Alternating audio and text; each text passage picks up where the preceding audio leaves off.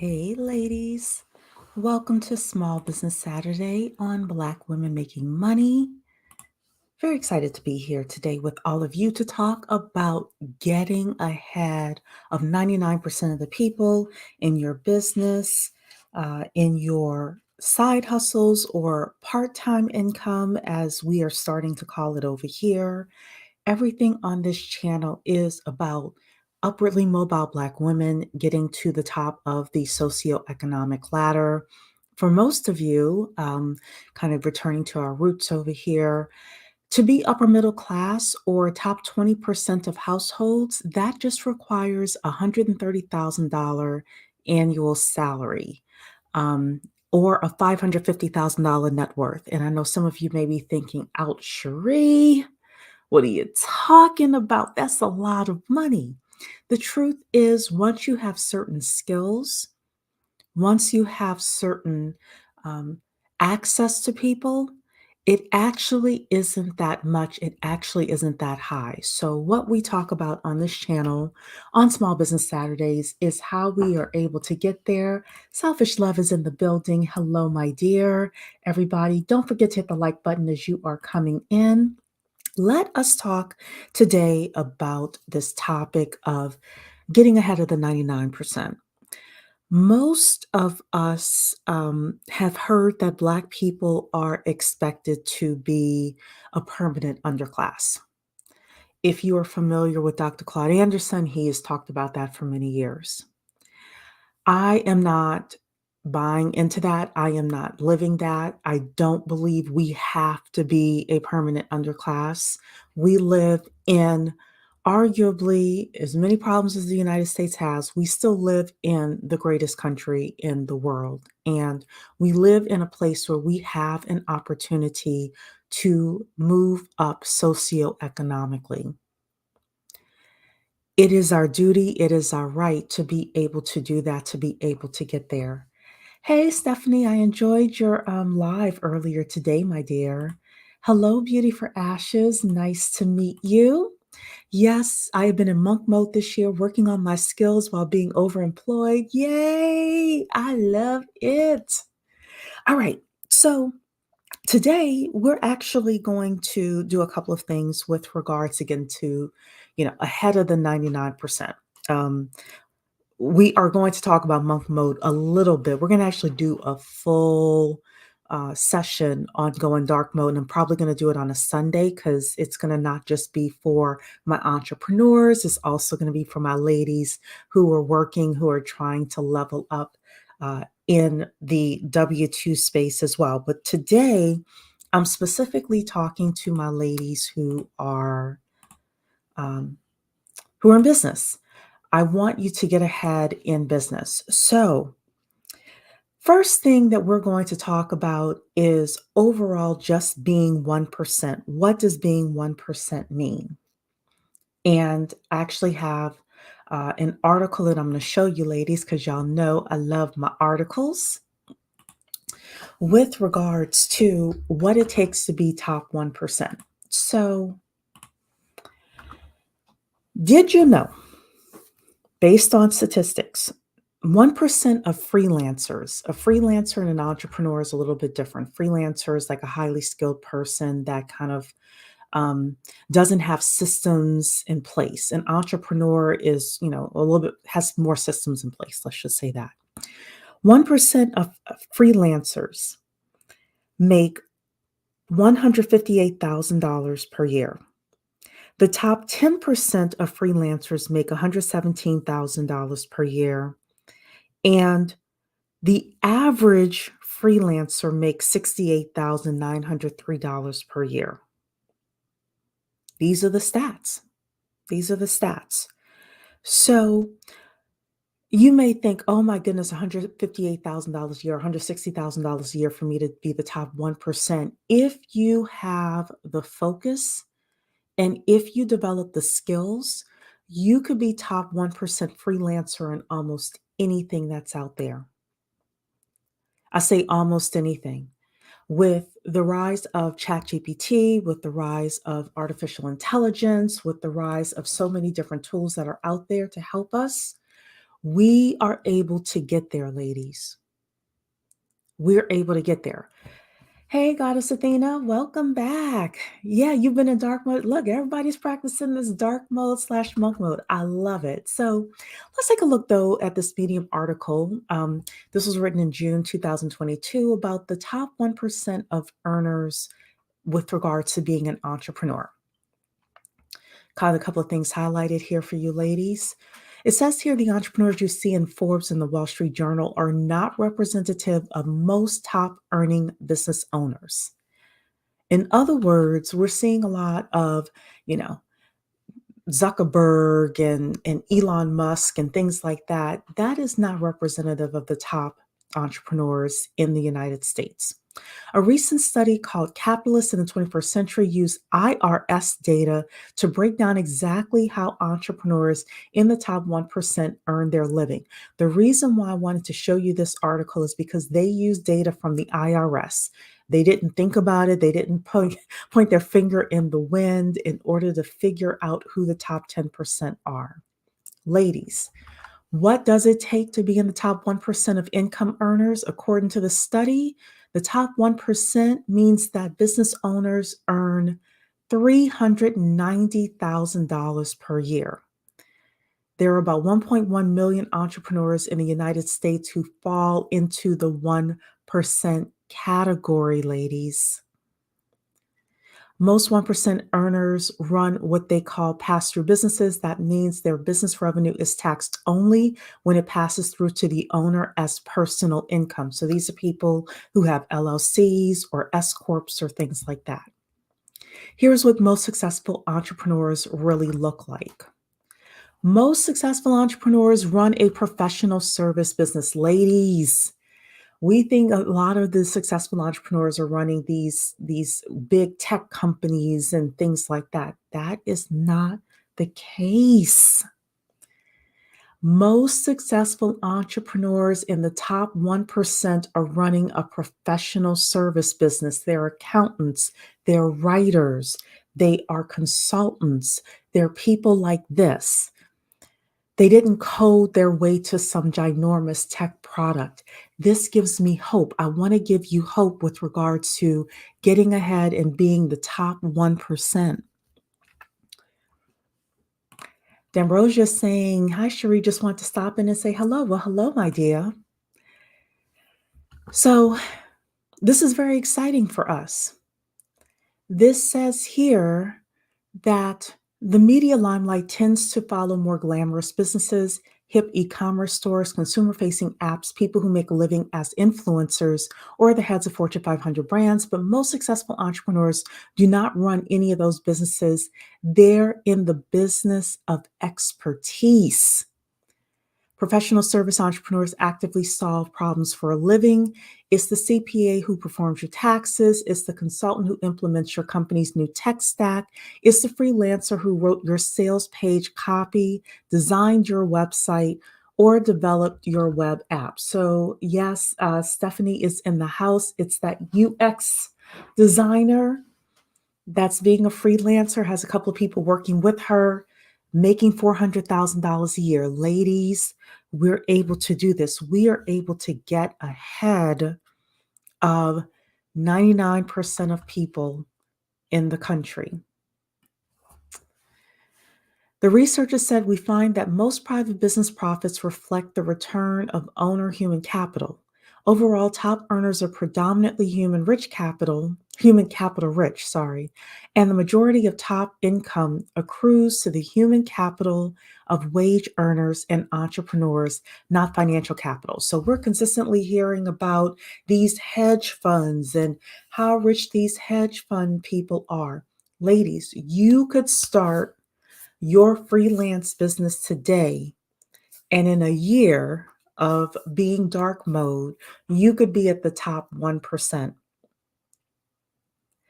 Actually, in order to make anywhere from $150,000 to $350,000, I'd give you 18 months to 3 years to do that. But you could do it.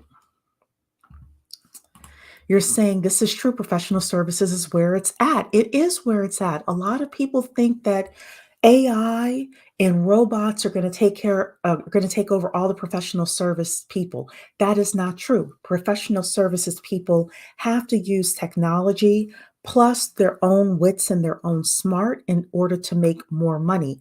I didn't have to shut down my business plan writing company.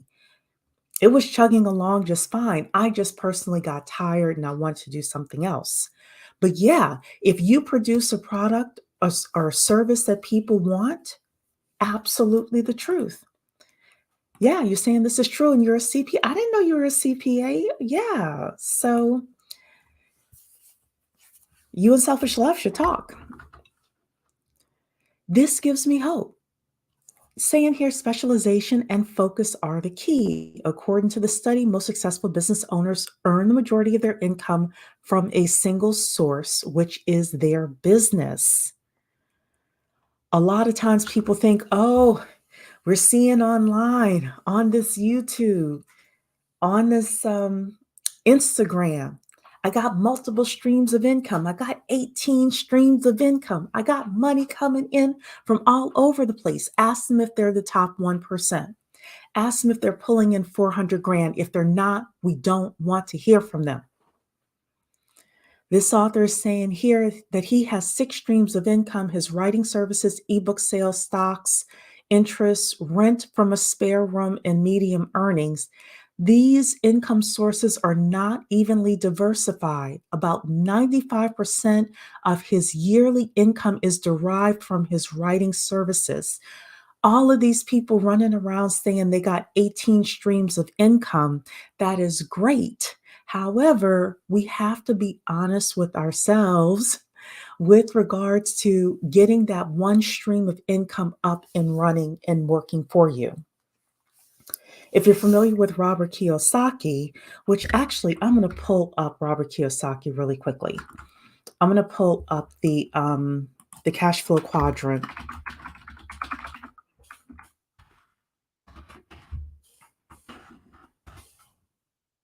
I'm going to pull up this here, the image here. I'm going to show it to everybody. Make sure it is showing here. Yeah. This is the cash flow quadrant. People can either be an E, which is an employee, which means you have a job, means you clock in, you get a W-2, things like that. You can be an S, meaning you're self-employed. Those are your freelancers. You own a job. You could be a B, which is a business owner, which means you own a system and people work for you. Or you can be an I, meaning you are an investor. Ladies, there's nothing wrong with being an S, self-employed, as long as you are putting money into the I category to work for you. What do I mean by that? Y'all know that one of my favorite podcasts to listen to is My First Million. The gentlemen that lead that podcast, what they said was they sold their business and they did what? They put their money into stocks and real estate. They didn't try to get fancy with their money. If you're a CPA, if you are a writer, if you're a UX designer, whatever it is you're doing, if you're self-employed, that's fine. Be self-employed, do your thing. Make $400,000 a year. That's your aim, that's your goal. You take half of that money and make sure you're taken care of, your kids are taken care of, your kids get the best. We raise nepo babies on this channel. Absolutely. And you take the other half of that money and put it away into the stock markets, into tax liens, into buying a couple of rental properties. You would be straight. You would be at the top 1%. If you're not at the top 1% of income, then focus on just saving as much as you can and getting your skills up. This is how we get ahead of the 99%. So, um, yeah, y'all are both in tax. So, oh, Goddess Athena say that was audit earlier in my life when I was in public accounting. Now I'm private and I consult. And Coco Tigress is saying I'm straddling the quadrants. Yeah, there's nothing wrong. There's nothing wrong with being an employee, ladies, either. Nothing wrong with that as long as you have money going into the investor part of the quadrant. So let's go back to the article here. So I think that was all that I had. The most straightforward path to successful entrepreneurship is launching a professional service business. So personally, I love this article. I love this article. It gave me hope with regards to how we are able to actually do this. Because the truth is, the bar is not that high. It seems like it's that high, but if you have the right skills, the right systems in place, you have you have to have three specific systems in place in your business to get to the top 1%. Number one, you have to have a product that people want. You have to have a product that people want and need to purchase. If you are trying to sell a typewriter, ladies, it is not going to work. It has to be something that people want and need to purchase. Number two, you have to have a lead generation machine. People need to know who you are. If they do not know who you are, if they don't know the goddess Athena is a CPA, if she doesn't have enough people who knows who she is, who's calling her to get their taxes done or any kind of consulting, if they don't know who she is, she will not make money. So you got to get that system in place to be top 1%. The final system you have to have in place is the system of actually producing the work in a time efficient and productive manner. If it takes you too long to get work done, especially as a professional service company, and you are going below, I brought my calculator in the other room, so I can't do the math right now. But if you go below a certain amount of money per hour, then you're going to slip from being the top 1%. So as professional services women entrepreneurs, it's important for us to be at $150, $200 per hour. That doesn't mean we're quoting people $150 to $200 per hour. That just means that is the amount of time we're spending on actually getting the work done.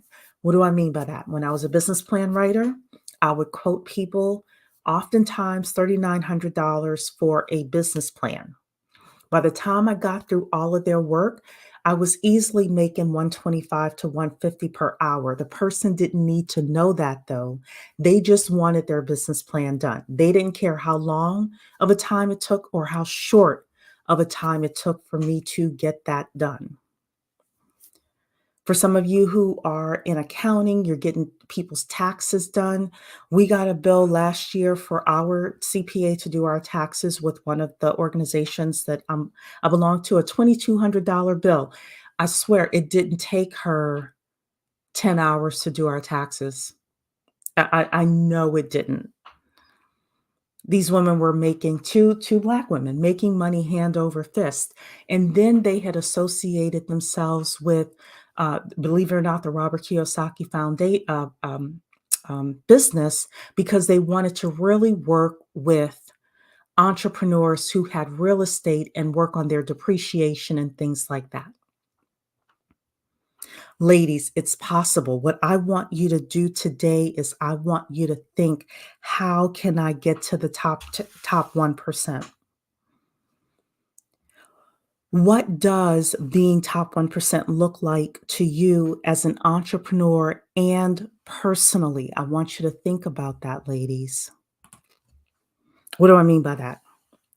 You want to think about the revenues in your industry. You want to think about being top 1%. You also want to think about, I'm sorry, I changed my notes around a little bit, but I'm going to go with this. You also want to think about keeping your health together. You want to think about living a fulfilled life. I'm going to give some other examples here just because I had them written down with regards to business. Let's say you're a realtor. Being top 1% may mean being the most well-known realtor in that geographic area. Usually with realtors, you have a farm. Let's say that you are a specialist with regards to a certain business category. Your goal is to dominate that category, to have everybody in that category know who you are. What do I mean by that? My current job is selling something called private loans or hard money loans to developers in the Metro DC area. It is my job for every developer in the DC area to know who we are, what our business is, to generate those leads and to be able to process those loans. That is my job. Being top 1% is being able to know what is needed for us, for our company to be at the top of our game. You can do that as well. For some of you, you want to be real estate investors. I know a person, her whole goal is to own 10 doors for real estate. She wants to own ten properties. That's her goal. The average landlord owns 3 properties. The average small mom and pop landlord owns 3 properties. So by owning 10 properties, you are at the top 1%. And the truth is, your business doesn't have to be great at everything for you to be top 1%. What do I mean by that? Take Chick-fil-A. Chick-fil-A is known for 2 major things. They're known for good food and great customer service. That's it. Everything else, we don't know anything about it, but they're known for good food, great customer service. Disney is known for cleanliness. That's their thing. They're expensive as all get out, but they're known for their cleanliness. With your business, if you were a CPA like the goddess Athena, maybe she's known for helping people get out of IRS issues. And that's her thing. You don't have to necessarily, as a freelancer, be known for everything. If you are a writer, like I was a business plan writer, I was known for one thing. But there are some people who are writers who are known for writing sales pages, writing websites. I know this woman who is phenomenal at writing grants for developers, real estate developers that want to do affordable housing. And all she does is write grants for housing and urban development. And she gets calls from all over the country. That is her thing. That is what she does. Ladies, if you want to be top 1%, you want to be known for something. If you think about doctors, this is a great example. If you think about doctors, you have general practitioners and you have cardiologists. Who gets paid more? Does the general practitioner gets paid more or does the cardiologist get paid more? We all know the cardiologist gets paid more. The anesthesiologist gets paid more than the general practitioner. Within your business, getting to the top 1% requires that you be known for something. You become a specialist in something. You become really great at something. And it's again got to be something that people want and need and are willing to pay for. In the professional service industry, you should do more B2B, meaning business to business. If you're trying to sell consumers, the only people I know that make really, really good money selling to consumers are contractors. Other than that, you want to stick to the B2B side. And everybody like the video as you're coming in, please like the video. So I'm going to show you a couple of other things here. There was a tweet that I came across, which I really like, by a guy named Dan Coe. It says, let me see if I can make this bigger for you. There we go. How to get ahead of 99% of people. Number 1 is go quiet for 3 months. Y'all, this is dark mode. Going quiet for 3 months. Now, I say anywhere from 1 month to 3 months. It kind of depends on what you're doing, but this is what he's suggesting. Number 2, laser in on one big goal. It's not necessarily that you're going to do everything in your business. It's that you're going to focus on one big goal within your business. So when I started writing business plans. I got a couple of business plans and things were kind of going slow for me, but I realized that I was getting a lot of inquiries from LinkedIn and from being at the top of Google. So I decided to focus on LinkedIn first. I lasered in on one big goal, which was to really get my LinkedIn together. I ended up hiring a LinkedIn coach who went through my entire profile and helped me. Like, he sat there with me and said, "Okay, we're going to write this. We're going to do this." He helped me rewrite my entire profile. This was before hashtags and all of this. This was in 2015. But, he helped me figure out how to put the articles in there.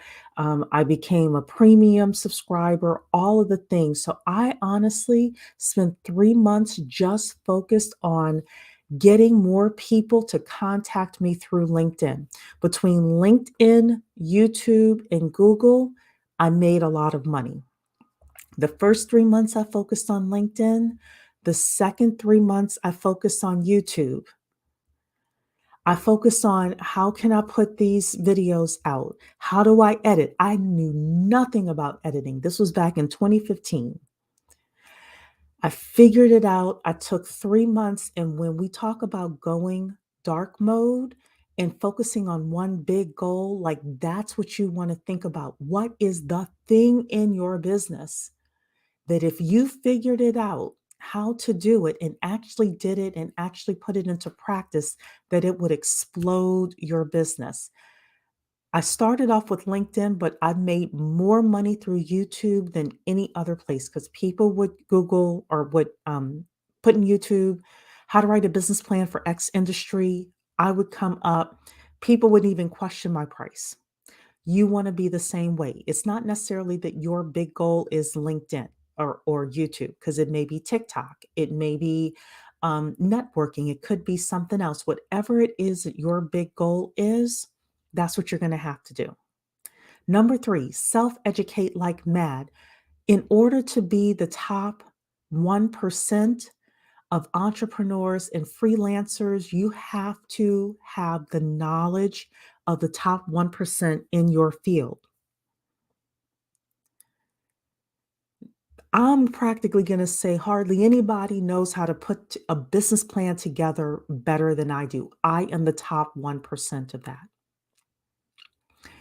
You want to self educate like mad. You want to get to a point where you are the top 1% at whatever it is you do. If it's credit repair, if it's taxes, if it's, whatever it is that you're doing. Jessica over here, she knows about hiring and resume writing and things like that. Top 1%. Self educate like mad. Like the video, everybody, as you're coming in as well, please. Number four, apply everything you learn. Apply, apply, apply. Doesn't make sense to say, I know that, I know that. Are you doing it? And then number five, fail as much as possible. With any business, you're going to fail. With anything that you do, you're going to fail. It doesn't mean the entire business has failed, but you will try to do some advertising and it may not work. You will try to work with a specific company and it may not work. When I go out right now, my one big goal is to do a whole bunch of cold calling to 2,000 a list of over 2,000 um, companies. Guess what? 99% of them are going to say no, not interested. But that's part of failure. And then he's saying every month take a break and have some fun. So I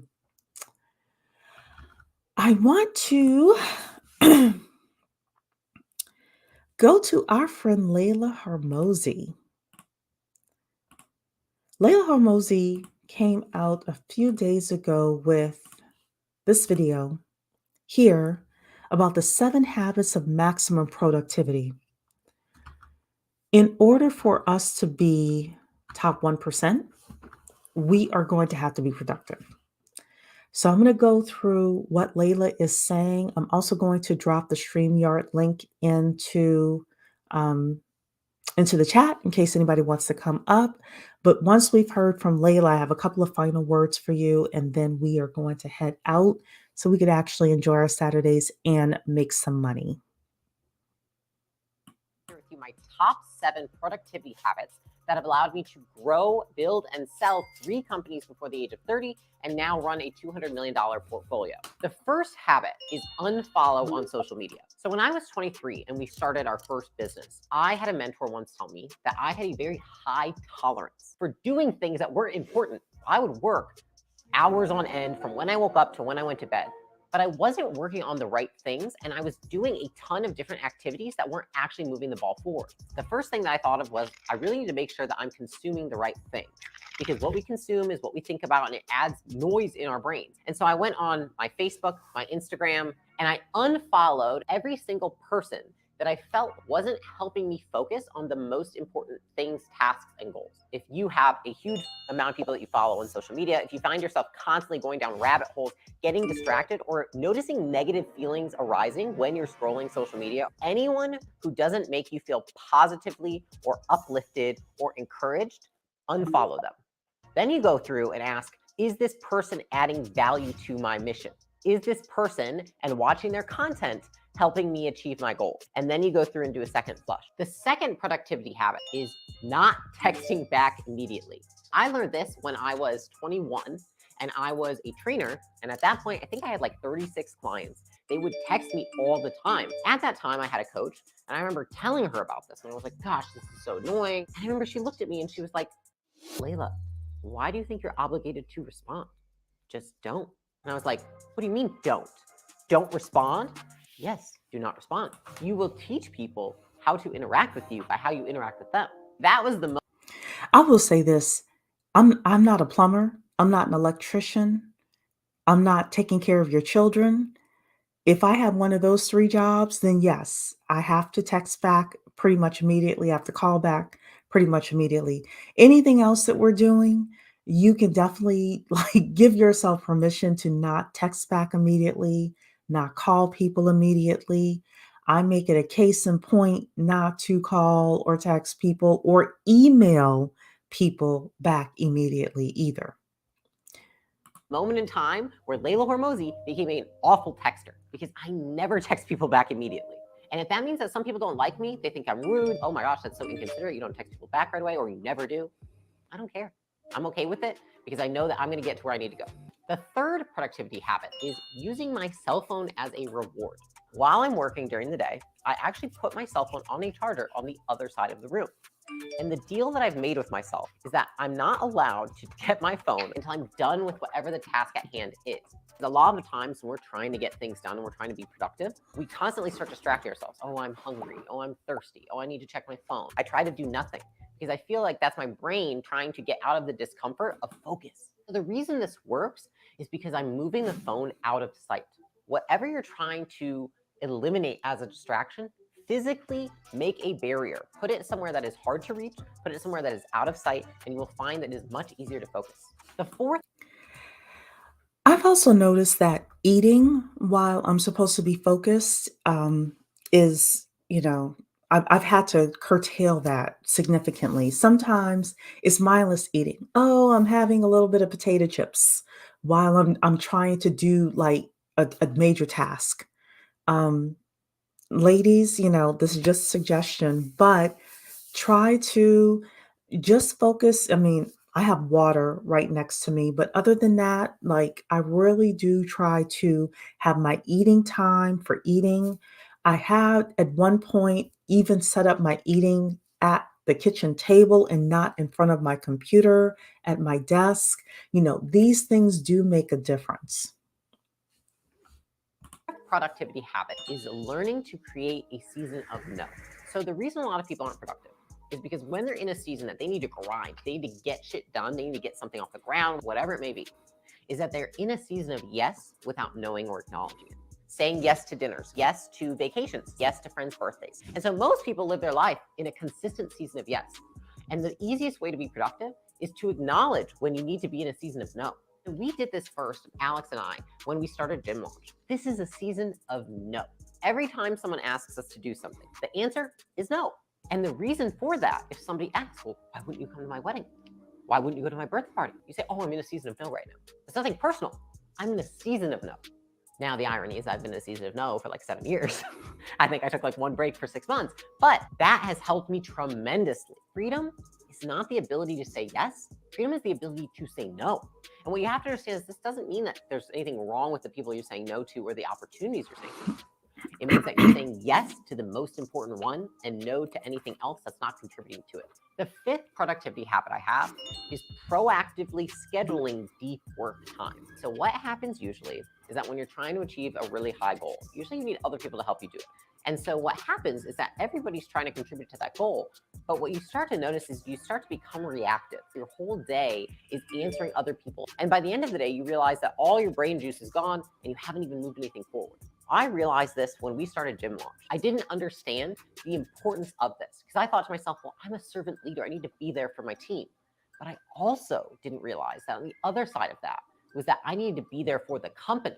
And if the leader of a company or somebody's trying to get something off the ground can't protect their time properly to move that thing forward, you have no chance of surviving, if even succeeding. I needed to dedicate and chunk time for deep work, and I would not allow anyone to schedule anything.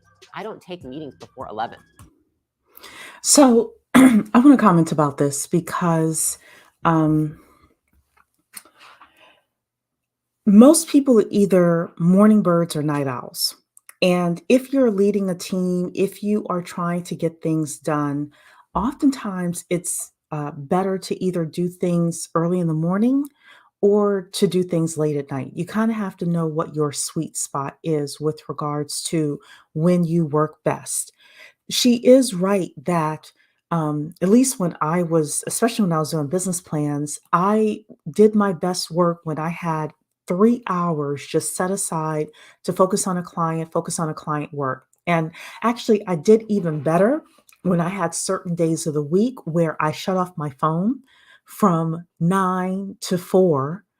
Ah, yeah, shut off my phone from 9 to 4, and just focus on writing the business plan for the client or doing the research or doing the financials, which were heavy focused things to do.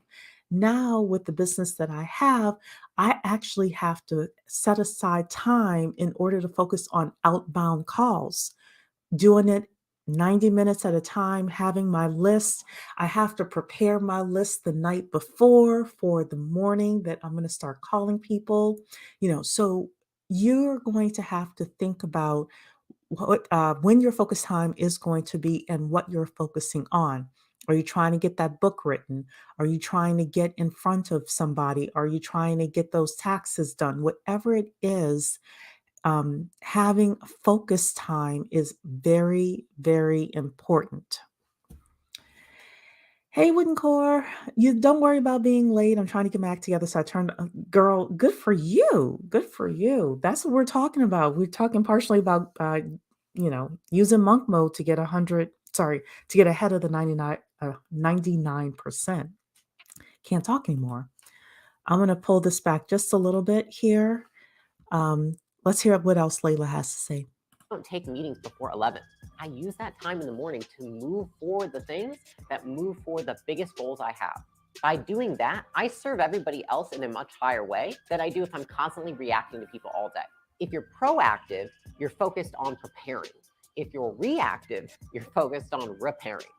And so creating that time to be proactive and prepare, you eliminate all the reactivity in your life, in your business, and you can continue to stay focused on the thing that you're trying to achieve. The sixth. I will say one more thing about this, and that is that the biggest client you have in your business is your business. The biggest client you have in your business is your business. One of the reasons why I tell you that 25% of your time, no matter how busy you are in your company, no matter how busy you are in with regards to client work that you have to do, 25% of your time should still be spent on marketing and lead generation. Why? Because you're seeing people who constantly have revenues go up and down like a seesaw, like a roller coaster. The reason that happens is because They do a whole bunch of marketing, they get clients in, and then they stop marketing in order to service the clients. Never, ever, ever do that. If you want to be top 1%, which means in your business making $390,000 a year, you can never stop marketing. You can never stop generating leads. Okay? Let's keep listening to Layla. And ladies, if anybody wants to come up, the StreamYard link is in the chat. Otherwise, we are close to ending our session today. Productivity habit is not abiding by obligatory celebrations. This is probably one of the more controversial ones, but I don't go to weddings. I don't celebrate a lot of holidays. There's Valentine's Day, Thanksgiving, Christmas, St. Patrick's Day, 17 million people's birthdays. There's so many things. And what I've noticed is that so many people spend most of their life trying to catch up because they spend all of their time, or even just 2 to 3 days a week, doing those things. So what I've learned is that I set my own priorities and what is important for me to celebrate. I don't let society, tradition, or family dictate what is. I let me dictate what is. I think that it's almost like creating your own North Star. For me, that means I don't celebrate a lot of traditional holidays. I don't have traditional obligations.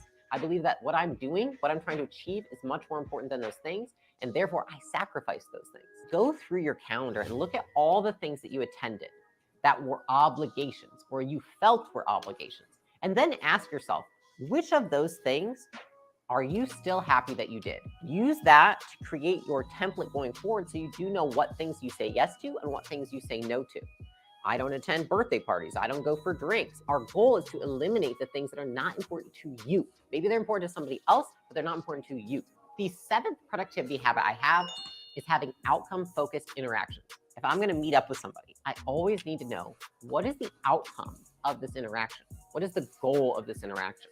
The reason I do this is because there's so many times that people ask, hey, can I get a phone call for this? Hey, can we set up a meeting for that? Hey, and I've gone and it's just been utterly pointless. There's nothing discussed. There's nothing that's moved forward. It might be just small talk. So I always am asking people what the point of the interaction is. Now, you don't have to say this in a way that's like, tell me the goal of the conversation you want to have with me. But it could be something a little softer, like tell me what you would like to discuss on that phone call.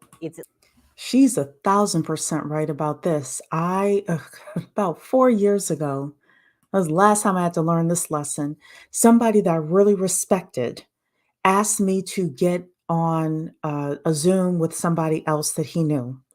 And when I got to the Zoom, the person was like, well, what do you want to talk about? And I'm like, what do you want to talk about? And he's like, I don't know, never, ever again. You never, ever, ever, ever, ever attend a meeting without knowing what we're going to accomplish within the meeting. People will waste your time. People will waste your time. Hey, Alonzo. All right, let's continue. At least getting you the information so that you know, is this a good use of my time?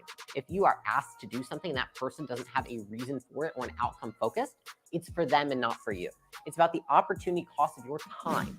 And that's what successful people do. You have to create rules for yourself that work for you. Is it possible to create? In this video today, I want Okay. So I really like that. I really like that the video that Layla did. Productivity is so important. It's so important for us to get to the top 1%. It's so important for us to know what it is that we're doing, having a big focus on what we are doing in order to be successful. It's important for us to do three things: plan, prioritize, and push. So, what do I mean by that? Plan. Figuring out what the top 1% looks like for you. Now, something Layla said in her video that I don't necessarily go by is I don't attend weddings. I like weddings. I love a good wedding cake. So she has different priorities. That I don't go to everybody's parties and things like that. She seems like she has a lot of friends that are trying to pull her into, going to celebrations and things like that. But you do, or I do like to have a bit of a social life. I will have drinks with a friend, things like that. But figuring out what 1% looks like for you. Definitely thinking about your health, making sure your health is top notch because you could spend a lot of time making good money and then piss it away because you have not taken care of your health. And we've seen a lot of successful people having that issue. So definitely take care of your health.